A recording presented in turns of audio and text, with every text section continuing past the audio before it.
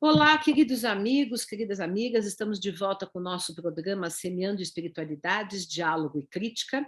Hoje temos um convidado muito interessante, que vai trazer uma contribuição muito importante para nós, e nós saudamos aqui todos os nossos seguidores do canal Paz e Bem, da Associação Brasileira de Pedagogia Espírita e da Universidade Luiz Pampédia, que nós estamos ligados aqui nesse vínculo para fazer esse programa. Seja bem-vindo, Frei Gilvander Moreira. E eu vou primeiro contar um pouquinho, aí você vai contar um pouco da sua história, mas o Frei Gilvander é frei e padre da Ordem dos Carmelitas, e ele já vai explicar o que é a diferença entre frei e padre, porque nem todo mundo sabe, né? Pertence ao Centro Ecumênico de Estudos Bíblicos, tem relação com movimentos sem terra, né? Milita nessa área da divisão justa da terra no Brasil, que até hoje não foi feita, né? Há tantos séculos, há 500 anos que não tem uma divisão justa da terra, há só exploração da terra.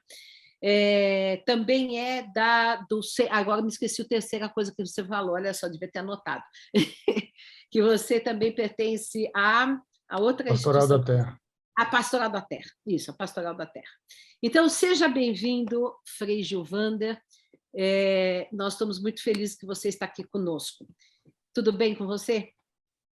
Dentro do possível. Olá, Dora. Olá, Maurício Zanolini, né? Obrigado pelo convite, uma alegria, uma grande responsabilidade estar aqui com vocês, né? Eu estou falando a partir de Belo Horizonte e quero saudar também, então, aqui as pessoas que vão participar dessa prosa aqui. Eu tenho grande admiração pelo Mauro Lopes e por tudo que acontece, que rola, que gira lá no YouTube, no canal Paz e Bem. Que beleza. Então, é uma alegria estar com vocês aqui, Dora e Maurício. Frei Gilvander, eu vou pedir para você, em primeiro lugar, contar um pouco da sua história de vida, como é que você chegou a fazer o que você faz hoje, toda essa militância, essa união entre espiritualidade e militância social e política. Como é que foi essa trajetória? Conta para nós um pouco. Então, eu falei assim, para você, com gratidão aí, você foi muito generosa na minha apresentação aqui, mas eu, no último dia 2 de outubro, completei 58 anos de vida, né? E estou morando em Belo Horizonte, missionário ambulante por Minas Gerais. Como você falou, eu sou agente pastoral e também assessor da Comissão Pastoral da Terra, CPT, no estado de Minas Gerais. Sou também assessor do CEBI, que é o Centro Ecumênico de Estudos Bíblicos, em Minas Gerais, criado um dos fundadores do Centro Ecumênico de Estudos Bíblicos, que é o nosso colega Frei Carlos Mestres, né? Ele cuida assim da cozinha da teologia da libertação, ajudando o povo a democratizar o acesso à Bíblia, né? Fazendo uma leitura popular, comunitária, militante, ecumênica, macroecumênica, transformadora, né? E há mais de 20 anos também eu estou comprometido com a luta dos vários movimentos sociais no campo e na cidade, no estado de Minas Gerais. Mas, acima de tudo, quando as pessoas me perguntam assim, se apresente, eu sou um camponês que saiu da roça, mas a roça continua em mim, né? Nasci sem terra, sem moradia, com minha família fui forçado a me tornar migrante com apenas 4 anos de idade. Fui criado no noroeste do estado de Minas Gerais, precisamente nos municípios de Unaí e Arinos. Unaí, o município onde, dia 28 de janeiro de 2004, massacrou os 4 fiscais do Ministério do Trabalho lá, que estavam apurando a existência de trabalho submetido a situação análoga de escravidão, né? E na minha infância e na minha adolescência, Dora e Maurício, eu tive uma experiência que me marcou indelevelmente, e isso tem, se não determinado, mas orientado e condicionado muitas das minhas opções, né? Porque dos meus 4 anos de idade até os 12, mais ou menos, praticamente eu fui quase que escravo do latifúndio e dos latifundiários nos municípios de Unaí e Arinos, né? Junto com o papai e a mamãe, e minha irmã, 2 tios, a gente trabalhando no sistema AMEIA, na lavoura, né, fazendeiros e grandes latifundiários, né? Eles diziam que eram os donos da terra, a gente acreditava, e aí a gente trabalhava o sistema AMEIA, né? Eles diziam que entrava com a terra e com a semente de milho, arroz, feijão, mandioca, e nós entrávamos com a força do trabalho e com o suor. Porém, o combinado era 50% para um, 50% para outro, né? A gente trabalhava de sol a sol, né? Então, assim, fiz muitos calos nas mãos aqui, só pude começar a estudar aos 9 anos de idade, né? Aí, antes de começar a fazer calo com a caneta Bic aqui no dedo, fiz muitos calos nas mãos, né? E nesses meus 4, 5 anos, já comecei a acompanhar o papai na roça lá, antes de nem carregar a enxada, arrancando um berdo-égua na mão, e depois plantando com a matraca quase do meu trabalho, tic-tac, plantando milho, feijão e tudo. E até ali por volta dos 13 anos, né, senti no meu próprio corpo as agruras do latifúndio e dos latifundiários, né, a brutalidade que é a injustiça agrária reinante que se reproduz cotidianamente no nosso querido Brasil. E aí a gente trabalhava de sol a sol, no cabo da enxada, muitos calos nas mãos, formiga nos pés, mosquitinho na orelha, né, suando muito. Todo dia à tarde a gente voltava para casa com, né, a camisa e a calça totalmente molhada de suor, né? Eu carregando, ajudando a mamãe a carregar marmita para levar para os companheiros lá na roça. Porém, uma espada de dor transpassava o meu coração quando, no momento da colheita, chegava o fazendeirão, o grande latifundiário, com o seu caminhão, ainda lembro como hoje, era um 1111, um 1113, né? E aí o combinado era para ele levar metade da nossa produção, mas na prática ele levava de 90% a 95%, quase a totalidade da nossa produção. Nossa. Por quê? Do plantio até a colheita, a gente acumulava uma dívida com o fazendeiro, porque ao lado da sede da fazenda tinha lá uma tal de venda. E aí, quando acabava o açúcar, o café, né, um remédio, né, eu precisava comprar uma enxada, uma matraca, às vezes até uma roupa, remédio, né, o papai e a mamãe, vai lá, Giovanni, compra na venda lá. E a gente comprava a prazo, anotava lá numa tal de caderneta, combinado para a gente pagar no final da safra, só mais tarde, depois que eu fui descobrir que o fazendeiro cobrava de 4 a 5 vezes mais caro do que o preço lá na cidade. Mas como a gente era pobre, não tinha como ir comprar lá na cidade, né? E aí, quando somava isso tudo, ele levava quase uns 50%, que era metade, e usou quase 50% para a gente pagar a dívida que a gente contraía durante o plantio, né? Sistema análogo à escravidão, totalmente, né? Exatamente. E para entender muito bem esse trem aqui, Dora, depois, quando eu fazendo o meu doutorado aqui, que aí eu tive que ler e reler várias vezes, ler, reler, ler, o livro do grande sociólogo José de Souza Martins, O Cativeiro da Terra. Quem não ler esse livro não entrará no céu, porque ele ajuda a gente a compreender a tremenda injustiça agrária que ancora e que suporta a grande injustiça social que paira e se reproduz cotidianamente no nosso Brasil, né? E mas é uma aí, coisa que Dora, dura 500 anos e não termina, né? Continua em pleno século XXI, né? Aí, Dora, exatamente. E aí, Dora, quando eu via o fazendeiro levando quase toda a nossa produção, que era fruto de muito suor, né, de muitos calos nas mãos, né, muita luta de sol a sol, no meu coração eu ouvia 2 gritos. Um grito gritava assim: isso não é justo, isso não é justo, isso não é justo. Outro grito gritava: Deus não quer isso, Deus não quer isso, Deus não quer isso. Então, profundamente marcado por essa experiência de exploração e de expropriação do acesso à terra, foi que eu acabei entrando no seminário e aí me tornei frei e padre, estou dedicando meu ser religioso, né, e meu sacerdócio à luta por justiça agrária. E aí descobrimos também que lutar por justiça agrária passa também por lutar por justiça ambiental, então ajudar a frear o agronegócio, né, as minerações devastadoras no nosso querido estado de Minas Gerais e em vários estados do Brasil, né? implica também lutar por moradia, que é acesso à terra nas cidades, né? Porque a especulação imobiliária campeia também nas grandes cidades, e é com isso que eu estou dedicando a minha vida. Ah, que belíssima vida, nascida assim do suor e do sangue, mas que ganhou um significado de militância pela justiça no mundo. Agora, explica para o povo, que muita gente não sabe, mesmo católicos às vezes não sabem, né? Qual é a diferença entre frei e padre? Você falou que você é frei e padre, né? Da Ordem dos Carmelitas. Qual a diferença? Porque algumas pessoas são apenas frei, outras são apenas padre, e você é as duas coisas, né? Exatamente, Dora. Eu brinco quando as pessoas quando me fazem essa pergunta, eu falo, olha, eu já respondi essa pergunta 1 milhão de vezes, mas vamos lá mais uma vez.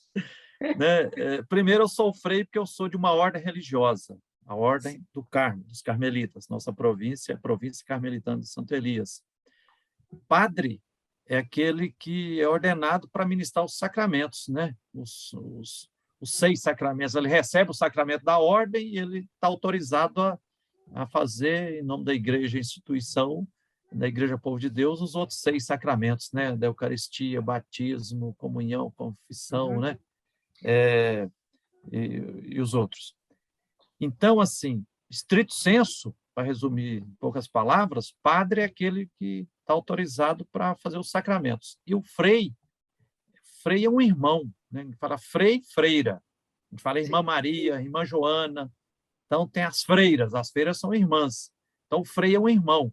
Então, a missão principal do frei e da freira é participar do processo de evangelização, de anunciar o evangelho de Jesus Cristo e testemunhar esse evangelho, né? Consolar os aflitos e incomodar os opressores, né? E aí, o que acontece hoje na igreja? Nós temos na igreja basicamente 3 categorias de famílias, né? Temos as agremiações mais antigas, que são as ordens religiosas, que é os carmelitas, franciscanos, dominicanos, agostinianos, e a última ordem criada é a dos jesuítas. Então, quem pertence a essas ordens mais antigas são os freis, que nas suas origens só eram freis, né? Quer dizer, irmãos, viviam em comunidade. Aí vinha um padre diocesano e celebrava. Mas, diante da escassez de padre, até que um bispo falou, vamos ordenar um frei. Tal. E aí aquela experiência, aquela exceção tornou-se regra. Hoje, o que acontece? Nas ordens religiosas, 99,9% dos freis são ordenados padres, mas tem alguns, por exemplo, Frei Beto, um grande irmão nosso de luta e de caminhada, ele é frei, ele não é padre, então ele não pode presidir a missa, né? E para fazer batizado, casamento, tem que um padre... O Frei Beto é carmelita também? O Frei Beto é carmelita também? Não, Frei Beto é dos nossos primos irmãos, dos freis dominicanos. Dominicanos, me lembrei. Dominicanos, carmelitas e franciscanos são primos irmãos.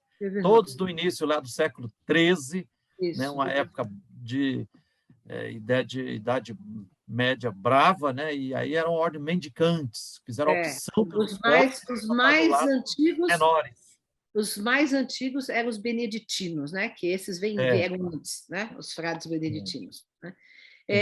Então, agora fala para a gente, vamos comentar um pouquinho sobre esse cruzamento que existe há muitas décadas na América Latina, e hoje, felizmente, nós temos um Papa aí que também realiza nas suas maravilhosas encíclicas e toda a sua proposição, esse cruzamento entre a espiritualidade, o cultivo da fé e, ao mesmo tempo, a militância social, política, de transformação no mundo. Né?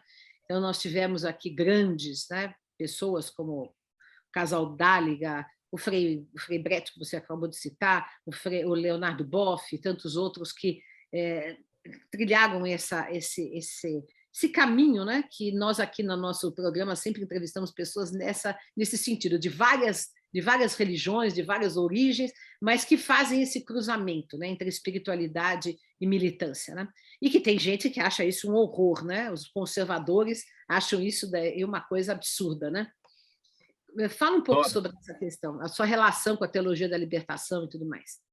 Claro. Dora, essa questão é imprescindível porque hoje nós estamos vivendo as consequências dramáticas de propostas religiosas anticristãs, né, de deturpações do Evangelho de Jesus Cristo, deturpações da fé cristã que nos levou ao bolsonarismo, essas políticas fascistas, genocidas, né, de devastação ambiental. Então, assim, eu sou um integrante da Teologia da Libertação, né, acompanho a caminhada das comunidades eclesiais de base, das pastorais sociais. Aliás, a Comissão Pastoral da Terra é uma pastoral social, né, da Conferência Nacional dos Bispos do Brasil, assim como tem a pastoral operária, a pastoral carcerária, a pastoral indigenista, que é o Conselho Indigenista Missionário CIMI, né, a pastoral da saúde, a pastoral da criança, a pastoral da ecologia.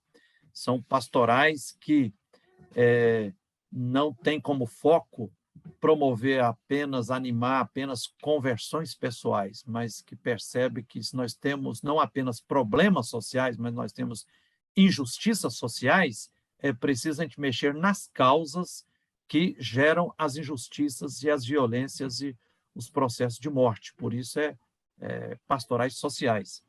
E as pastorais sociais, as comunidades eclesiais de base, que é a experiência prática, né, a partir da qual a teologia da libertação, nas suas várias formatações, reflete. E aí está também o CEBI, que é o Centro Ecumênico de Estudos Bíblicos, junto com nosso irmão Frei Carlos Mestres, né, que faz uma leitura libertadora da Bíblia.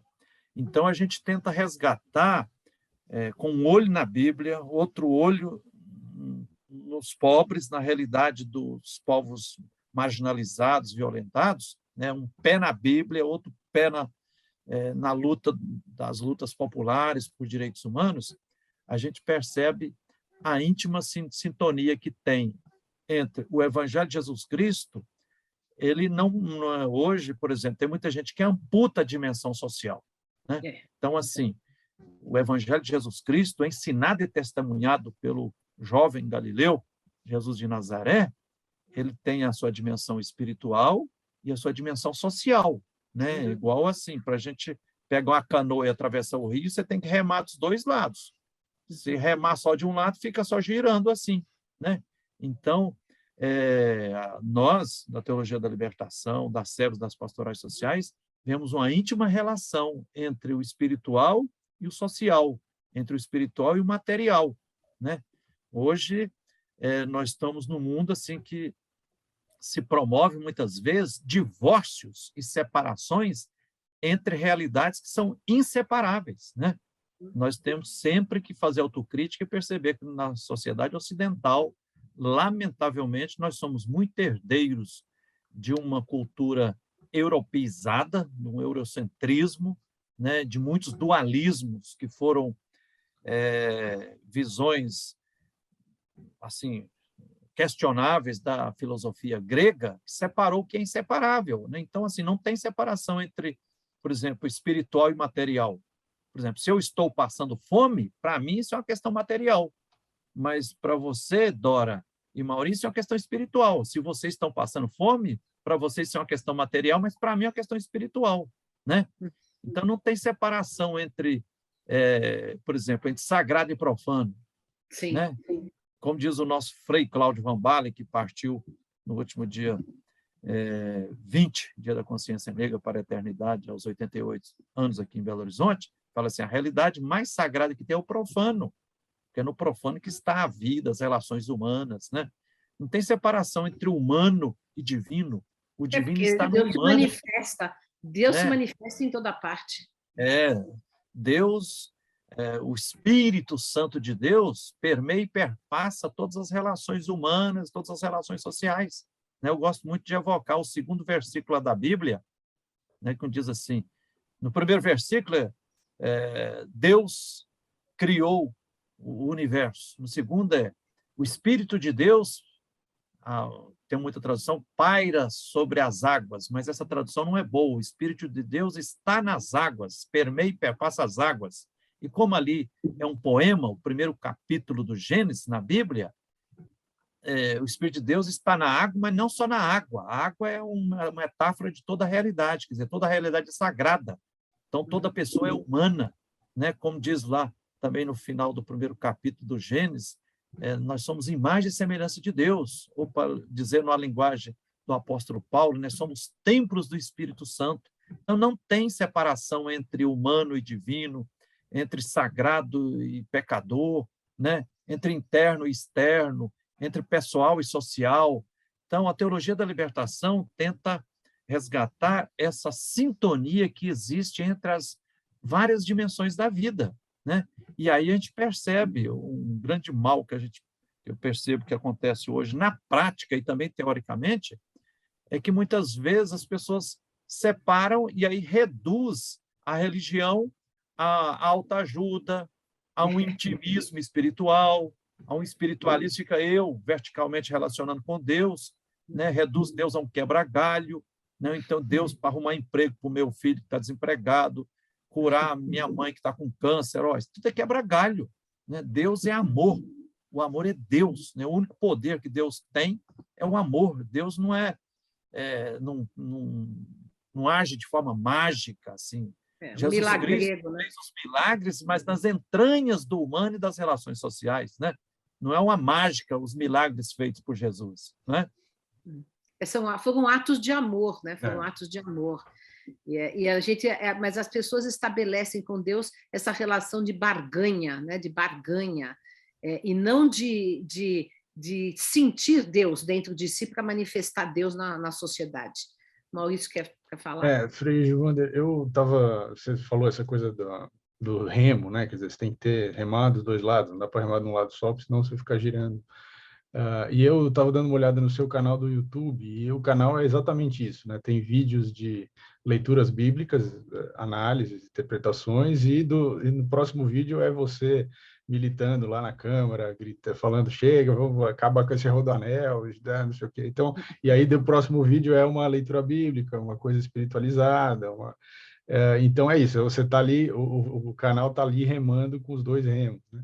E um dos vídeos que eu assisti, eu achei muito interessante você falar sobre a dimensão pedagógica da luta pela terra. A partir lá da experiência do MST e da educação, experiência educacional deles, do encontro do Sem Terrinhas e desse cultivo, dessa relação com a terra desde a infância, né? Que é uma experiência que você teve pelo lado negativo e que essas crianças estão tendo pelo lado positivo, né? Como que você poderia explicar para o nosso público essa ideia de uma pedagogia a partir da experiência da terra, né? Do ser humano com a terra? Ótima questão, Maurício. Olha, inclusive, assim, além de eu ser, minha origem é camponesa, né? Sou um sem terra que saiu da roça, mas a roça não sai de mim. Estou comprometido com a luta dos sem terras, tanto no campo quanto na cidade, pela Comissão Pastoral da Terra, junto com os companheiros e companheiras do MST, o Movimento dos Trabalhadores Rurais Sem Terra, e outros movimentos também, né? Por vários motivos, porque hoje e também a gente vê isso um reflexo na Bíblia.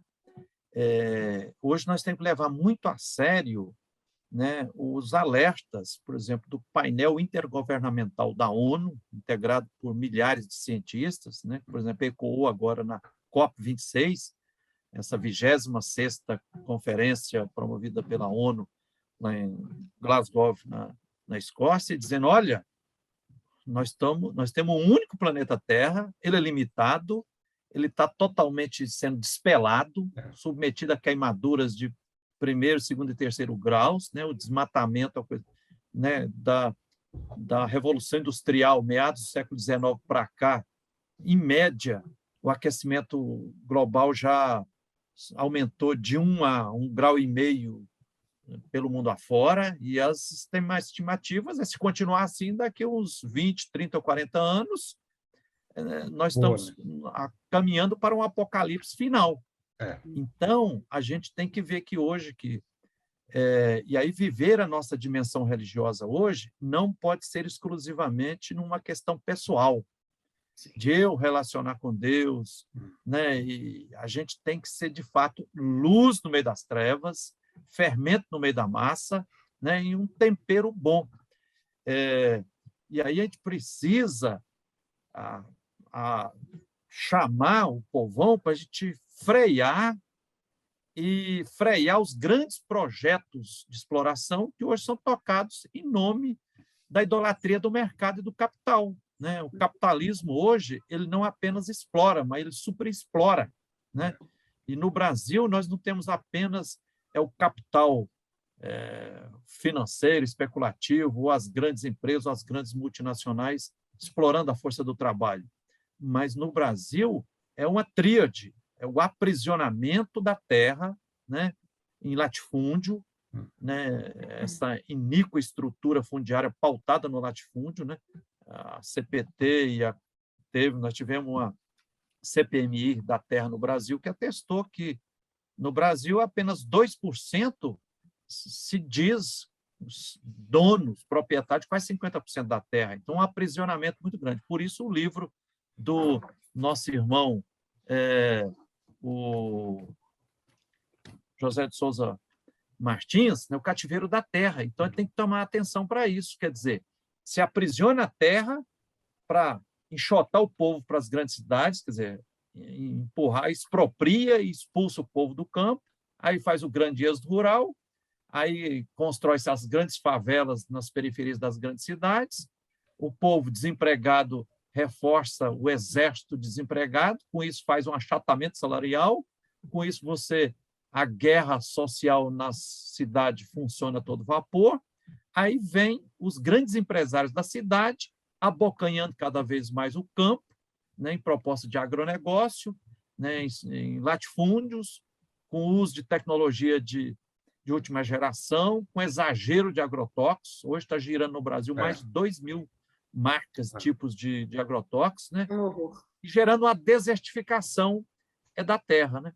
Então, esse é um projeto suicida. Sim. Por isso é que a perspectiva que a gente fala da teologia da terra, teologia das águas, né? A gente precisa resgatar o que hoje está sendo testemunhado pelos povos originários, né, pelos povos indígenas, pelos povos e comunidades tradicionais, quilombolas, geraizeiros, vazanteiros, fundo de pasto, né, tem centenas de povos tradicionais que convivem de forma harmônica com a natureza.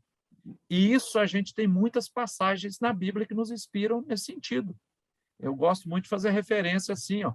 Se a gente pergunta lá na Bíblia, lá, nos primeiros livros da Bíblia, são testemunhas de que os povos, no plural, escravizados, né, lá no Egito, debaixo do imperialismo dos faraós, como é que eles começaram a se libertar?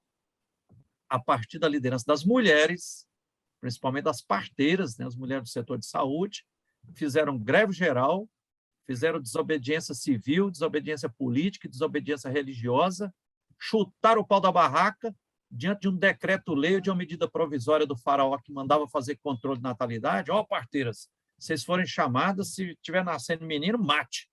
Deixa nascer só controle de natalidade.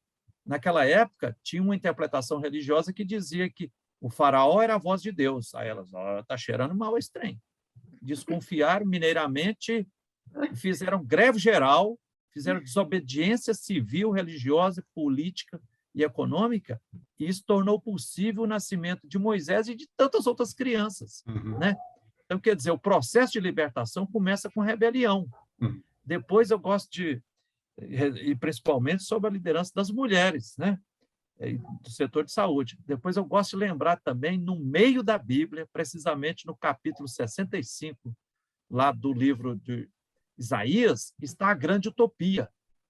É lindo. Isaías 65, de 17 a 25, está lá, eis o novo céu e a nova terra. Ó, quem viver menos vai viver uns 90, 100 anos. Está chegando o tempo em que quem construir casas, nelas morarão.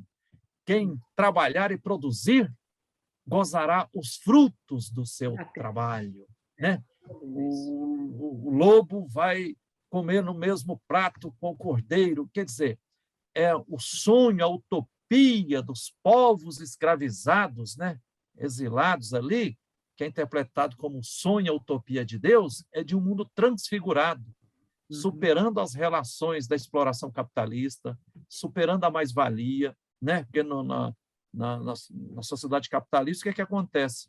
99% da classe trabalhadora trabalha e produz não para si mesmo, mas produz para os patrões e para a turma do capital, né? Só que em Belo Horizonte, nos últimos 14 anos, acompanhando a luta das ocupações, nós ajudamos a construir em Belo Horizonte 130 ocupações nos últimos 14 anos, nas quais foram construídas 30 mil moradias. E eu gosto de perguntar às pessoas das ocupações, assim, que a maioria do pessoal, quase todos trabalham nas profissões manuais, né? Que eram as profissões dos escravos lá e continua hoje. Aí o pessoal que trabalha na construção civil, como ajudante pedreiro, carpinteiro, ferreiro e tudo. Falei, e agora? Feliz construindo essa casinha? Frei Gilvan, estou construindo a nossa casinha aqui na ocupação. Falei, você trabalha há quanto tempo na construção civil? Frei Gilvan, há mais de 30 anos. Falei, quantas casas, quantos apartamentos vocês já ajudaram a construir? Frei Gilvan, já ajudei a construir mais de 200 apartamentos, mais de 200 casas e 100 casa. Então, a expressão. Então, assim, a fina flor da experiência bíblica, não apenas do povo de Deus, mas de todos os povos empobrecidos, de todos os povos, de todas as culturas, mostra que a gente tem que dar as mãos, meter o pé no barranco para frear as opressões econômicas, políticas, para construir esse mundo com relações sociais de equidade, né, de respeito à dignidade humana, de respeito à dignidade de toda a natureza. E Jesus Cristo testemunhou isso. Dora e Maurício, eu gosto de dizer que, se a gente for dividir assim, a missão de Jesus Cristo em duas partes, e a gente vê lá, principalmente nos 3 evangelhos chamados sinóticos, né? Mateus, Marcos e Lucas, na primeira parte da missão de Jesus, lá mais na periferia, na Galileia, o que predomina é um Jesus sendo compassivo, misericordioso, terno, sendo solidário, fazendo os milagres, abraçando as mulheres, as crianças, os adoecidos, os paralisados, os estrangeiros, os órfãos e as viúvas, é a solidariedade. Aí, quando chega no meio da missão pública de Jesus, diz os biblistas, eis que aparece uma crise, chamada de crise galilaica. Qual? Jesus começa a fazer uma análise de conjuntura e falou, o que está acontecendo? Eu estou sendo super solidário, tinha 5 mil passando fome, animei o povo a partilhar o pão, mas agora tem 50 mil passando fome. Tinha uns 10 paralisados, agora tem uns 200 paralisados. Curei uns cegos, mas agora aumentou o número de cegos. Jesus chega à conclusão que não bastava atuação solidária nas relações interpessoais, né? Porque ele estava enxugando gelo, ele estava sendo solidário no varejo, e aí ele começa a perceber que tem muita gente passando fome, paralisado, cegado, excluído, violentado, não é por causa das mazelas pessoais, porque a pessoa é egoísta, não sei o que lá mais, mas consegue perceber que são relações sociais do poder político, do poder econômico, do poder religioso, que está impondo essas injustiças. E aí a segunda parte da missão pública de Jesus, ele muda o tom e o foco. A característica principal da segunda parte da missão pública de Jesus não é mais a solidariedade, a compaixão e a misericórdia, mas sim a luta por justiça. Aí ele começa a dar nome aos bois e chamar na regulagem os opressores. Falou, esse Herodes, esse governador aí, uma raposa, comedor de suor de pobre, um vampiro, comedor do sangue do povo escravizado. Esses saduceus aí, que são os grandes, que estão grilando a terra e expulsando, deixando o semeador ter que semear na beira de estrada, no meio da pedra do predebulho, e diz que eles pagam o dízimo, né? a coleta lá do tranquinho, faz os ritos religiosos. Esses saduceus, vocês são os hipócritas, sepulcros caiados, os falsos, né? Vocês são branquinhos por fora, mas por dentro é só morte, vermes. São os cretinos. Parte dos fariseus também levam os puxão de orelha. Aí, quer dizer, o que predomina é Jesus denunciando as injustiças sociais, as injustiças agrárias e as injustiças políticas. E aí o que acontece? Isso é o que leva Jesus a ser condenado à pena da morte. E essa postura de Jesus, ela deságua quando Jesus, fazendo aquela marcha popular religiosa, com os camponeses vindo lá da periferia, chega em Jerusalém, quando ele sente que lá transformaram o templo, a casa de oração, num mercado, Jesus, possuído por uma ira santa, chuta o pau da barraca e expulsa os vendilhões do templo. Literalmente, chuta o pau da 4 barraca. evangelhos, aí Jesus é condenado à pena de morte. Quer dizer, Jesus foi condenado à pena de morte não só porque foi solidário, compassivo e misericordioso, mas porque chutou o pau da barraca e questionou os opressores. Isso é preciso a gente fazer hoje para sermos legítimos e legítimas discípulos e discípulas de Jesus Cristo, né? O que tem feito os mártires da teologia da libertação, né? Muito bonita a sua fala. Eu me lembrei, quer dizer, uma coisa que Jesus anunciou o reino de Deus na Terra, né? Esse reino é justamente essa utopia que Isaías também colocava, né? Quer dizer, e os mansos herdarão a terra. Quer dizer, na verdade, existe um anúncio aí também de Jesus de um mundo melhor, né? Quer dizer, então, os cristãos estão convocados a participar da construção desse mundo e é preciso desmontar essas estruturas injustas, né? Nós estamos caminhando aqui já para nossos finalmente, mas vamos conversar também um pouquinho sobre um assunto terrível, que é o seguinte: como que todas essas lutas de que você participa estão mais difíceis e como que todas as questões que nós estamos aqui tratando estão se tornaram mais sombrias nesta vigência de um governo de extrema direita, né? Que está matando, que está desmatando, que está desconstruindo todo e qualquer mínimo benefício social que os trabalhadores tinham, enfim. Como é que tem sido a sua luta e a luta dos seus companheiros neste momento histórico grave que o Brasil atravessa, né? Dora, isso está sendo muito difícil, né? E hoje a questão religiosa virou uma questão política gravíssima, né? E eu tenho refletido com a companheirada, assim, com as lideranças, com o povo, que a gente tem que lidar com a dimensão religiosa das pessoas de uma forma tremendamente libertadora, porque enquanto imperar na sociedade os dogmatismos, fundamentalismos, os moralismos, né? A esquizofrenia e o divórcio entre fé e política, o divórcio entre evangelho e dimensão social da vida, enquanto perdurar isso, nós estaremos sendo cúmplices das opressões, das violências que pairam hoje em cima da Mãe Terra, dos camponeses, né, dos indígenas, dos quilombolas, do povo negro, o racismo, né, em cima das mulheres com o feminicídio, né? Então, hoje, é preciso a gente resgatar, né, a fina flor do Jesus histórico, né, das primeiras comunidades cristãs que combinavam as várias dimensões da vida, né? Combinava a solidariedade com a luta pela justiça, combinava a misericórdia, mas com a indignação, né? A compaixão e a indignação. É preciso a gente resgatar o espírito do Concílio Vaticano II, do que ensinou e testemunhou o nosso querido Papa João XXIII, que ao convocar o Concílio Vaticano II em 1962, ele abriu a janela do Vaticano para que venham os bons ventos do mundo e da realidade dos pobres para varrer o mofo que está aqui dentro da igreja, né? É preciso a gente resgatar a opção pelos pobres, né, firmada em 1968 em Medellín, na segunda Conferência Episcopal do Brasil. É preciso a gente resgatar o compromisso que tem que unir as várias coisas. Agora, é preciso a gente reconhecer também que nós estamos vivendo hoje as consequências dramáticas de 34 anos de 2 pontificados trágicos, que foi os 28 anos de pontificado de João Paulo II e depois mais 6 anos do pontificado do Ratzinger, Bento XVI. Foi uma tragédia para a Igreja Católica, né?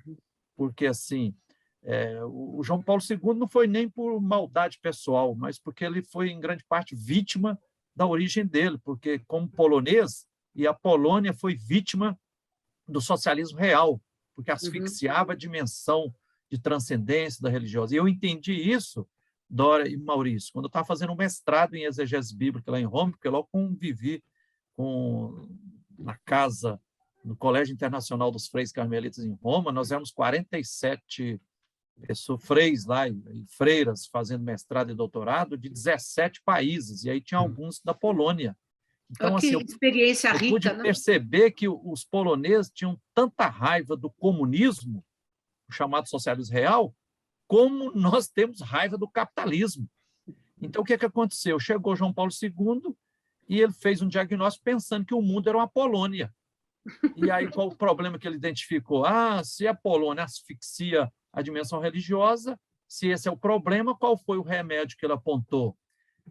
Apoiar e trombetear aos quatro ventos os movimentos explicitamente religiosos, né?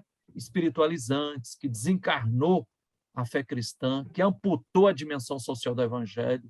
Aí criou o tal do movimento dos Legionários de Cristo, que depois se revelou como um antro de pedofilia, né? Comunhão Liberação, né? Opus Dei, afundada com TFP, Tradição, Família e Propriedade, cúmplice da ideologia da prosperidade, né? E perseguiu mais de 500 teólogos, né? Tem uma carta do nosso saudoso e grande profeta Dom Pedro Casaldáliga, que ele demonstra assim que o Ratzinger, como braço direito de João Paulo II, perseguiu, mandou calar, silenciar mais de 500 teólogos da teologia da libertação pelo mundo afora. Foi uma verdadeira inquisição, né? Foi uma verdadeira... E isso aí, Dora, fez o contrário do que o bom pastor propõe. Por exemplo, lá no capítulo 10 do Evangelho de João, tem uma metáfora muito bonita lá, que é a do bom pastor, né? O bom pastor, qual que é aquele? Que é aquele que abre a porteira do curral, do redil, convida as ovelhas pelo nome, relação de proximidade, e convida e guia as ovelhas que estavam no curral, no redil, para ir para verdes pastagens, para conquistar vida em abundância e liberdade, para ir para o público, espaço aberto. Aí o que está acontecendo agora aqui, nesses 34 anos de pontificado de João Paulo II e Bento XVI? Fez um fenômeno exatamente o contrário. Os líderes religiosos, sejam padres, pastores ou leigos, né, afundado em água benta, em movimentos espiritualistas, em propostas moralistas, fundamentalistas, assim, leituras literalistas da Bíblia, negando uma interpretação libertadora da Bíblia, fez um movimento contrário. Em vez de convidar o povo para ocupar os espaços públicos da sociedade, ficou todos os líderes convidando o povo para ir para dentro das igrejas. E aí o povo foi ficando entocado, na toca, e na toca, e na toca. E aí o espaço público, o que aconteceu? Aí, diz o capeta instaurado e inoculado aí nas relações sociais e nas estruturas de poder, nadou de braçada. Então, quer dizer, esse caranguejamento, essa negação da opção pelos pobres, essa amputação da dimensão social do evangelho, o descompromisso com os pobres, né, as posturas moralistas, né, de ficar excluindo da igreja, muitas vezes, do acesso à comunhão, os divorciados, desquitados, né, os ateus, os homossexuais. Quer dizer, isso aí jogou o povo na mão dos pastores fundamentalistas, e aí depois, agora que nós temos no Congresso Nacional 4 padres que são deputados de esquerda, lá, lutando pelas causas sociais, e mais de 100 pastores que estão lá fazendo a bancada da Bíblia, que está assim com a bancada do boi e a bancada da bala. Veja que absurdo essa coisa trágica. As pessoas religiosas, né? Aliás, a última eleição demonstrou isso, né? Se a eleição tivesse acontecido só dentro das igrejas, católica e as outras cristãs no Brasil, Bolsonaro teria ganho da mesma forma. Então, assim, eu estou convidando as pessoas têm que olhar no espelho, e a gente tem que ver que não pode eu dizer que eu teoricamente acredito em Deus, que Jesus é 10, e na prática eu estar votando em quem é contra Jesus Cristo, né? Jesus Cristo foi condenado à pena de morte, foi torturado, agora a pessoa vota em um cara que defende a tortura. Tem base no trem desse? Não, não tem, não. Agora, foi muito boa toda a sua visão histórica dos 2 pontificados aí, muito interessante. mas pelo menos agora nós estamos com o Papa Francisco, que está tentando fazer um trabalho de resgate, né, desse lado social, ecológico, as suas encíclicas, nós aqui estudamos muito as encíclicas dele. Então, quer dizer, você acha que ele está conseguindo? E essa é a última pergunta, que a gente já está com o tempo esgotado. Você acha que ele está conseguindo, digamos, chamar de novo, né, a comunidade? Porque ele fala, o Papa Francisco não está falando só com os católicos, né? Ele está falando com o mundo, ele está tendo um diálogo interreligioso, né? Você acha que ele está conseguindo fazer voltar as ovelhas? Dora, que maravilha o nosso querido Papa Francisco. Que bênção, que milagre. Caiu do céu. Papa Francisco é um bom samaritano, é um verdadeiro profeta, é um pastor, é alguém que teve mais de 40 anos a experiência de pastoral junto com os pobres lá em Buenos Aires, né? Pegava o metrô, estava no meio dos irmãos de rua. Então, ele fala a linguagem do povo. Eu fico até emocionado. Quero que o Papa Francisco viva 200 ou 300 anos, né? Para continuar. E feliz quem segue os ensinamentos e os testemunhos que o nosso querido Papa Francisco está propondo. E aí nós não somos ingênuos, nós sabemos que ele, pessoalmente, é tremendamente revolucionário. O Papa Francisco já disse 1000 vezes que a economia capitalista mata, é tirânica, né, é satânica.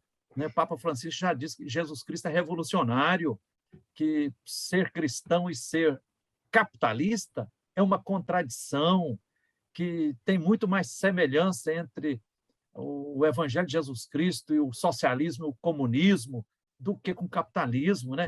Então, o Papa Francisco é uma bênção, e aí não só para a Igreja Católica, mas para todo mundo, né? Está envolvido, inclusive, hoje, as questões ecológicas, né? Laudato Si, economia de Francisco, né? Agora, tem a engrenagem, a estrutura da Cúria Romana, que é um abacaxi grande, né? Aliás, nós estamos numa fase hoje que todas as instituições, né, estão numa crise profunda, né? Seja instituição familiar, instituições políticas, instituições como a da Igreja Católica, né? Hoje nós temos que continuar esse processo de renovação, de enculturação, de profecia, de diálogo ecumênico com todas as igrejas, de diálogo interreligioso, né? Eu, pessoalmente, Dora e Maurício, eu tenho a alegria de ter muitas amizades com as pessoas que são do espiritismo, né? Que são da Umbanda, do Candomblé, com os ateus, na luta pela terra, na luta por moradia, na luta ao lado dos atingidos pela mineração. Nós estamos ombro a ombro com pessoas que se dizem teoricamente ateias, mas que são profundamente humanas, são solidárias, estão ameaçadas de morte porque estão denunciando as arbitrariedades, a crueldade das mineradoras, a picaretagem de políticos profissionais, né? Então, esse movimento de vida, todas as pessoas de boa vontade são convidados a inserir e combater o bom combate, fazer a diferença. Por aí. Frei Gilvander, maravilhoso o seu discurso. E eu queria encerrar com 2 poemas mesmo. Eu sempre recito alguns poemas, e são 2 poemas que têm a ver com os temas que nós falamos. Você acabou de falar da mineração, e eu tenho aqui um poema que eu escrevi sobre a lama de Mariana, né? E eu vou ler esse poema. A lama invadiu o rio, a lama cobriu a terra, a lama levou os bichos e a vida toda se emperra. A lama matou a gente, tornou ruína a cidade, a lama em tsunami estúpido contamina a humanidade. Lama feita de dinheiro, lama feita de descaso, mostra o povo no abandono, mostra a terra em seu atraso. Lama que vai corroer a vida de tanta gente, que fere a mãe natureza com chaga funda e pungente. A lama será deserto por não sei quantas idades, envenenado, mortíssimo, por talvez eternidades. A água morta e perdida, a gente suja e sedenta. E quem fez isso? Onde está? Como o crime se sustenta? Choro a tristeza do rio, choro a morte das pessoas, choro os bichos soterrados e o sofrer das almas boas, mas choro principalmente a consciência empedrada de quem só pensa no lucro e não respeita mais nada. Então, é isso aí. Que bênção, que maravilha, que poema profético, revolucionário, inspirador. Que beleza, Dora. Olha, agradeço muito a sua presença, foi maravilhosa a nossa conversa e espero que nós nos revejamos aí pelas lutas e pelos diálogos interreligiosos, tá bom? Um grande abraço, Frei. Conte sempre comigo, Dora e Maurício, que a luz é a força divina, a luz é a força dos ancestrais, da Mãe Terra, da Irmã Água, de todos os seres vivos, continue nos movendo nas lutas justas e necessárias. Um abração, muito obrigado. Um abraço.